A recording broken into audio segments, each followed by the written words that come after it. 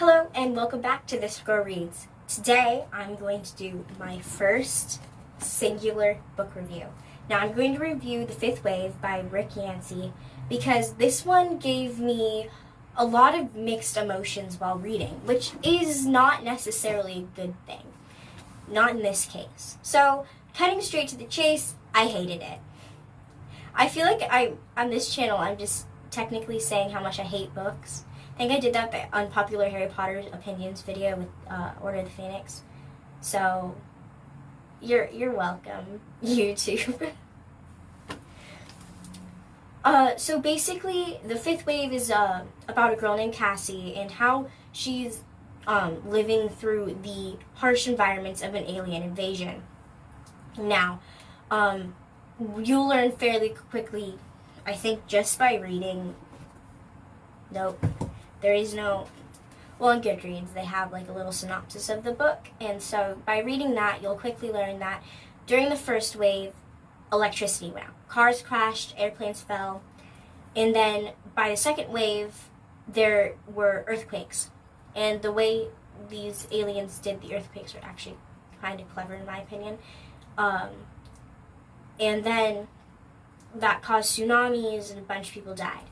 And if you survived through that, you are most likely going to die from this thing called the Red Death, I believe, or the Fourth Horseman. There's a bunch of names for it. And it's just a disease that is honestly really brutal, and that leaves about 500,000 people on Earth. Now, a little under 7.5 billion people died. And then by the fourth wave, that's when the aliens came. So all of this was caused by some alien things hovering with their little ship above the Earth. Yeah.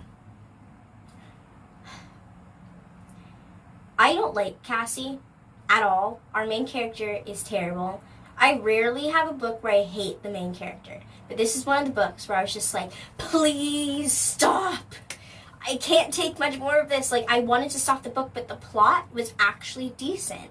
Just the characters weren't. And the choices weren't. I like how Cassie made decisions for herself and kind of pushed the plot forward that way. But let's just say those weren't some smart decisions here, people. And therefore, Cassie was very naive. And the adults were even more naive than Cassie. Don't you just hate it when, like, authors write adults as the most naive people ever and the kids outsmart them? I don't like that. That's not very realistic. Where was I? Cassie is short for Cassiopeia. So her parents just kind of thought that name was pretty and named their daughter Cassiopeia, which I think is pretty, but they had no idea what it meant. They just like, have fun, you get a name. And that's what they named her. Okay. Let's just cut straight to the chase here. Did I already use that expression? I think I did. Now, Cassie is obsessed with guys the entire time. It doesn't matter if the world ended, apparently. It matters that there are guys that she can date. That is legit the entire thing. I don't know if Rick Yancey was going for a dystopian or a romance here, but I think he did both. Not very well, but he did both.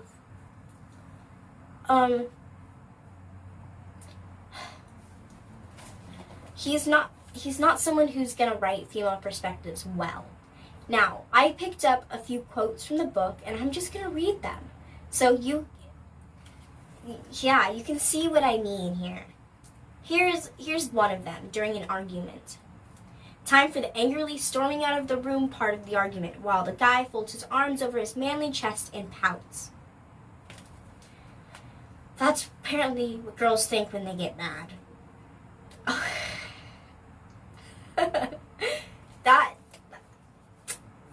There have been some wonderful female perspectives by guys, and some wonderful male perspectives by females. And next quote. I know the first one might not explain how well I hate this book, but next quote. Before the arrival, guys like Evan Walker never looked twice at me, much less shot wild game for me and washed my hair. They never grabbed me by the back of the neck like the airbrushed model on his mother's paperback, abs a-clenching, pecs a-popping. My eyes have never been looked deeply into, or my chin raised to bring my lips within an inch of theirs. Why? It's kind of just saying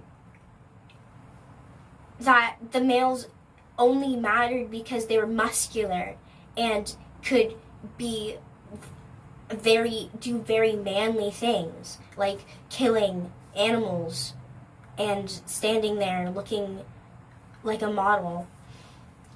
I have so many problems with this because it kind of makes girls seem so vulnerable and needy for a man in their life, a boyfriend, and that is so untrue.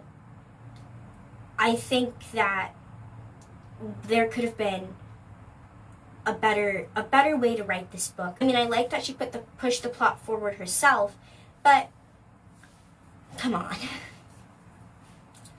So I'm gonna get into spoilers now.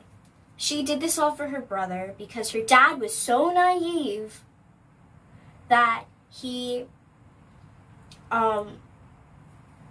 said, you know what? Yeah, these nice military guys are going to take all the children on the bus and then come back for us later. He ended up dying. All the adults ended up getting shot to death. And that is what happens when you are naive. And Cassie can go because she was apparently too old, but a 16-year-old technically counts as a child in this situation. Now, the best thing, in my opinion, were the guys' points of view. Now, we got Evan Walker's point of view for a split second, and then we got Ben Parish's point of view, who was supposed to be dead, and has such a caring personality.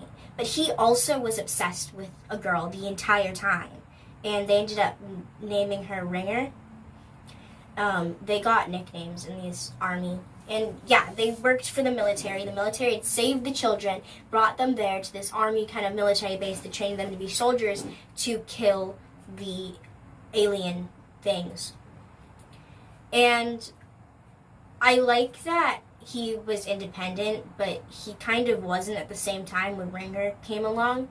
And the movie kind of made the separation, the needy kind of love even more apparent with Cassie when she got shot in the leg.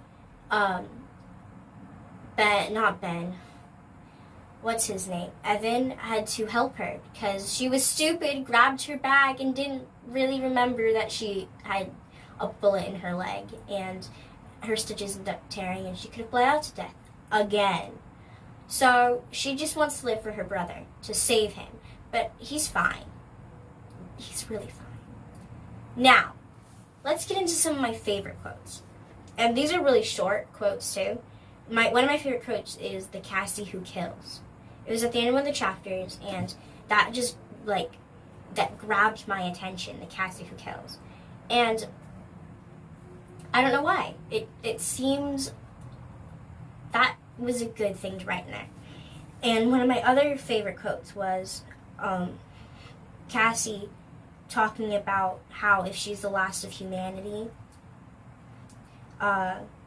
therefore she is humanity. And this is just one of her thoughts. And it's and if this is humanity's last war, then I am the battlefield. Which I personally got super engaged with. So that grabbed my attention.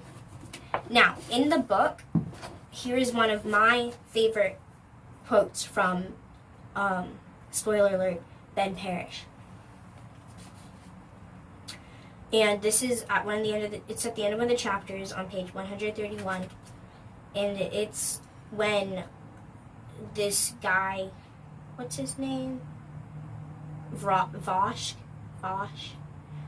It's a promise that he made, and it sticks with Ben forever. I will teach you to love death. I will empty you of grief and guilt and self-pity and fill you up with hate and cunning and the spirit of vengeance. I will make my final stand here. Benjamin Thomas Parish. And then at the very end, the last sentence of this page is, "And you will be my battlefield." Now, I don't understand why the author keeps saying that these children are going to be humanity's battlefield, but something about that just makes the book so much more interesting. It's these little lines that I'm looking for, that I want more of. And I really enjoyed that. The ending was super great, but the beginning and middle were terrible. I didn't want to keep reading at all. I'm glad I did for the ending, but honestly, it wasn't worth it. Like, you don't need to waste your time reading this book unless you want really bad romance, because that's all it is the entire time. The alien invasion part was really disappointing because it didn't matter. And then, what's his name? Evan Walker, he's a stalker. Like, low-key, not even low-key. He's a stalker. And he has this really big crush on Cassie that he's had forever. And he is a stalker. Now, he saved his life. He saved her life, yes. But she apparently needed him to do that, because she couldn't get up and just do things for herself. And it took a while for Cassie to even realize she needed a tourniquet after she got shot in the knee. So that's what I was screaming in my head. Use a tourniquet. You have a cloth around your mouth. Use the tourniquet. She didn't until like 3-5 minutes. Who knows how long she was under that car when she decided to use a tourniquet.